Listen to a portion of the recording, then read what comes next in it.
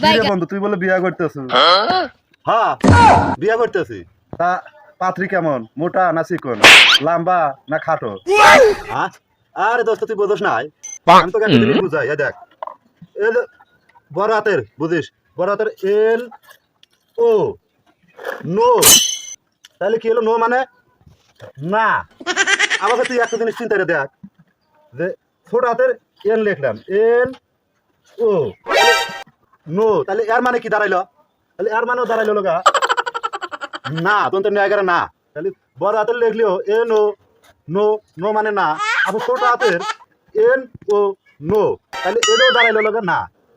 এখন দোস্ত কথা হয়েছিল কি জানো, আমার কাছে এখন আর ছোট বড় আর মোটা তাজা নাই, তুই আর মানে বুঝে নিস কিছু কিছু বুঝে নিস। আরাম দাদা এখন কি আর বুঝবো? এখন বুঝবো তখন তোর বউ একবার গাপু ব্যাং হবো কিংবা বুড়া হয়ে যাবো না, তখন বুঝবার পারবো আরাম দাদা। এখন তার বুঝতেছো না, এখন যা দেখতেছো তাই পছন্দ।